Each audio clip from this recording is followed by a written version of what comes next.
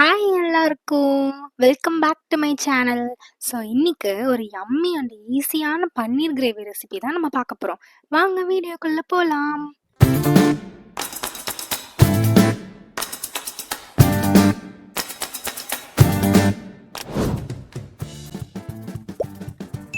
First of all thank you so much for choosing to watch this video. நான் ஃபஸ்ட்டே சொன்னேன்ல இது ஒரு பன்னீர் கிரேவி வீடியோ அப்படின்னு. ஆக்சுவலி இது வந்து நார்மலாக செய்கிற மாதிரியான பன்னீர் பட்டர் மசாலா கிடையாது. எப்போவுமே பன்னீர் வாங்கினா நான் நேரோ மைண்டடாக பன்னீர் பட்டர் மசாலா தான் சப்பாத்திக்கு பெஸ்ட் பேர் அப்படின்னு யோசிப்பேன். ஸோ இன்றைக்கி வந்து ஒரு புது வெர்ஷன் ஆஃப் பன்னீர் கிரேவி பண்ணலாம் அப்படின்னு யோசித்தேன். ஒரு 3 பேருக்கு செய்கிறதுக்கு 2 பெரிய வெங்காயம், 3 பச்சை மிளகாய், கொஞ்சம் பூண்டு, இஞ்சி, அப்புறம் கொஞ்சம் ஹேண்ட்ஃபுல் ஆஃப் கேஷ்யூ, தென் புதினா, கொத்தமல்லி, அப்புறம் கொஞ்சம் ஸ்பைசஸ்.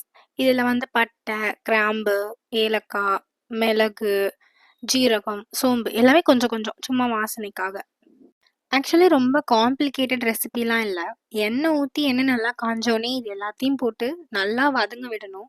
இந்த கிரேவி பொறுத்த வரைக்கும் இதோட ப்ரிப்பரேஷன் டைம் வந்து ரொம்ப கம்மி. ஆனால் இதோட குக்கிங் டைம் தான் அதிகம். இது செய்கிறப்போ நம்ம ரொம்ப நேரம் நின்றுட்டே இருக்கணும்லாம் அவசியம் இல்லை.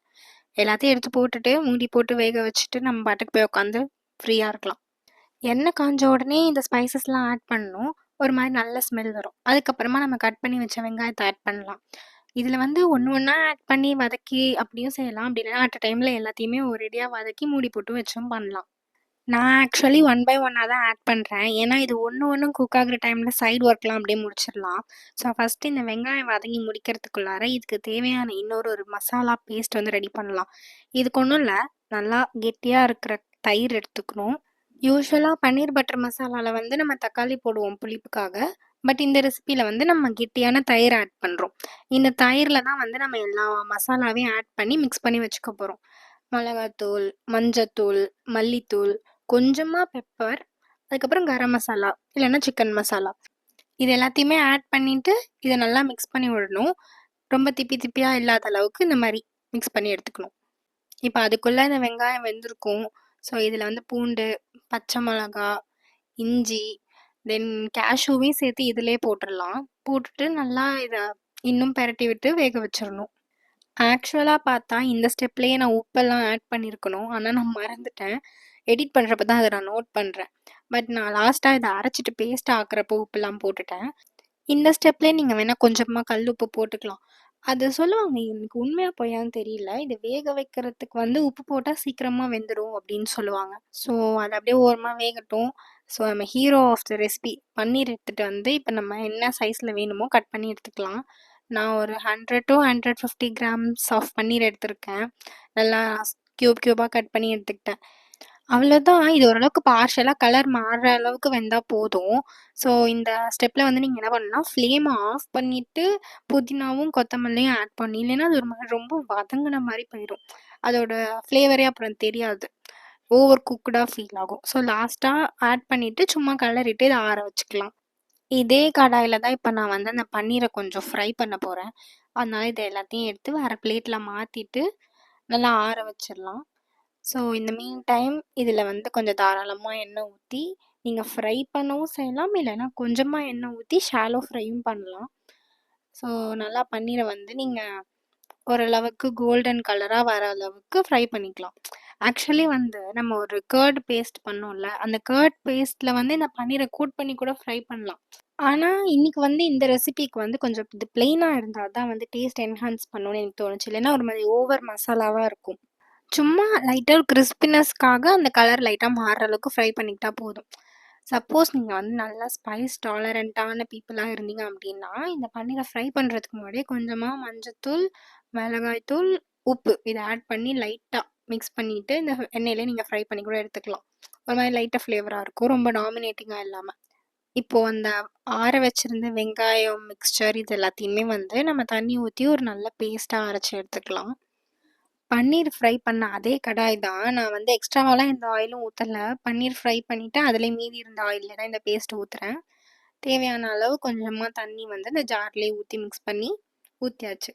ஸோ இப்போ ஃபஸ்ட்டு பார்த்தா ஒரு மாதிரி ஒயிட்டிஷ் க்ரீனாக வந்து இது தெரியுது. பட் இது குக்காக எண்ணெய் பிரிஞ்சு தான் இதோட கலரே வந்து சேஞ்ச் ஆக ஸ்டார்ட் ஆகும். நமக்கு அப்போ தெரியும் இது ஓகே குக் ஆயிருச்சு அப்படின்னு சொல்லி. இது வந்து மைதா சப்பாத்தி, நான், பராத்தாஸ், சப்பாத்தி இந்த மாரி எதுக்கு வேணாலும் நம்ம சாப்பிடலாம். இந்த ஸ்டெப்ல தான் ஆக்சுவலி நான் உப்பு ஆட் பண்றேன். இதுல இப்போ கொஞ்சம் உப்பு ஆட் பண்ணிட்டு லாஸ்ட் ஸ்டெப்ல கொஞ்சம் உப்பு ஆட் பண்ணிக்கலாம். நல்லா இத கலந்து விட்டு நம்ம ஒரு மூடி போட்டு இத க்ளோஸ் பண்ணி வச்சிரலாம். இதுக்கு ஆக்சுவலி நல்லா டைம் கன்சியூமிங். ஒரு 10 மினிட்ஸ் ஃபர்ஸ்ட்டு மூடி போட்டு வச்சு பார்த்தாலே, உங்களுக்கு இந்த கலர் சேஞ்ச் ஆகியிருக்கிறது தெரியும். ஆஸ் யூ ஆல் நோ நம்ம ஃபர்ஸ்ட்டே அது எல்லாத்தையும் வதக்கி தான் அரைச்சிருக்கோம். பட் ஸ்டில் இப்போ 10 நிமிஷம் இது குக் ஆகியுமே இது இன்னும் அந்த ரா ஸ்மெல் போகல. ஸோ இந்த ஸ்டெப்ல தான் வந்து நம்ம இந்த கர்ட் மிக்ஸ்சரை வந்து ஆட் பண்ண போறோம். மிக்ஸ் பண்ணிட்டு இன்னும் கொஞ்சம் தண்ணி அதில தேவைப்பட்டுச்சுன்னா ஆட் பண்ணிக்கலாம். ஆட் பண்ணிட்டு மறுபடியுமே இத வந்து ஒரு 10 to 15 மினிட்ஸ் நல்லா குக் பண்ணணும். டோட்டலா இது குக் ஆகுற டைமே வந்து ஒரு 20 to 25 மினிட்ஸ் எடுத்துக்கும் ஆக்சுவலி. ஆக்சுவலி வந்து மறுபடியும் இதுக்கு உப்பு செக் பண்ணேன். அது என்னன்னு தெரியல. எனக்கு ஃபர்ஸ்ட்டு டைம்லயே உப்பு கரெக்ட்டா போட வரமாட்டுது. ஃபர்ஸ்ட்டு ஒரு பாதி போட்டுட்டு, லாஸ்ட் ஸ்டெப்ல ஒரு பாதி போடுறப்ப தான் அந்த டேஸ்ட் என்னால மேட்ச் பண்ண முடியுது. ஆக்சுவலி இந்த உப்பு கம்மியா இருந்தாலும் பிரச்சனை இல்லல்ல. நமக்கு தேவைப்பட்டுச்சுன்னா கூட நம்ம எக்ஸ்ட்ரா ஆட் பண்ணிக்கலாம். ஆனா கூட இருந்தா தான் அத எப்படி பேலன்ஸ் பண்றதுன்னே தெரியல. ஸோ இப்போ மறுபடியும் இந்த மிக்ஸ்சர வந்து நல்லா மூடி போட்டு குக் பண்ணிடலாம். இப்போ வந்து நல்லா எண்ணெய் பிரிஞ்சு கலர் மாறி ஒரு மாரி கிரேவி கன்சிஸ்டன்சிக்கு வந்துருச்சு. பட் ஸ்டில் இது வந்து நீங்க எடுத்தீங்கன்னா, இந்த கீழ கிரேவி தனியா, தண்ணி தனியா பிரியும். இது பிரியாம இருக்கிறதுக்கு எங்க அம்மா ஒரு ட்ரிக் சொல்லிக் குடுத்தாங்க. ஒரு 1/2 ஸ்பூன் கார்ன்ஃப்ளவர் மாவ எடுத்து நம்ம தண்ணீல நல்லா மிக்ஸ் பண்ணிட்டு, இந்த கிரேவியோட சேர்த்து மிக்ஸ் பண்ணிட்டீங்கன்னா, தண்ணி தனியா வந்து பிரிஞ்சு ஓடாது. அந்த கிரேவியோட சேர்ந்த மாரியே திக்காவே இருக்கும். பட் நெறைய ஆட் பண்ணக்கூடாது. அப்புறம் லாஸ்ட்டா வந்து எனக்கு பர்சனலா கசூரி மேத்தியோட ஃப்ளேவர் ரொம்ப பிடிக்கும். அதனால நான் வந்து இதில கசூரி மேத்தி ஆட் பண்ணியிருக்கேன். தென் நம்ம ஃப்ரை பண்ணி வச்சிருந்த பன்னீர். இது எல்லாத்தையுமே போட்டுட்டு பன்னீர் ஒரு சும்மா 2 மினிட்ஸ் வரைக்கும் அந்த கிரேவியோட சேர்ந்து மிக்ஸ் ஆகுறதுக்காக விட்டுட்டு, லாஸ்ட்டா எப்பயும் போல நம்ம கொத்தமல்லிய வந்து கட் பண்ணி ஆட் பண்ணிக்கலாம். அவ்வளோதான். ரொம்ப சிம்பிள் தான். நான் வந்து சும்மா அந்த பன்னீர் வந்து இதோட மிக்ஸ் ஆகி ஒரு ஃப்ளேவர் வரணுமே அப்படின்றதுக்காக தான் வந்து இத கலந்துக்கிட்டே இருந்தேன். யூசுவலா நம்ம இந்த மாரி ரெசிபீஸ்க்குலாம் சப்பாத்தி தானே போடுவோம். கோதுமை சப்பாத்தி. பட் நம்ம வந்து மைதா சப்பாத்தியா போட்டு சாப்பிடும்போது, இதோட டேஸ்ட் வந்து இன்னுமே சூப்பரா இருக்கு. அண்ட் மைதா பூரி கூட நல்லாருக்கும். ஸோ இத வந்து நீங்க மைதா சப்பாத்தி, இல்ல மைதா பூரி கூட வந்து ட்ரை பண்ணி பாருங்க. இந்த வீடியோ பிடிச்சிருந்தா கண்டிப்பா சொல்லுங்க. நெக்ஸ்ட் வீடியோல பார்க்கலாம். பாய்.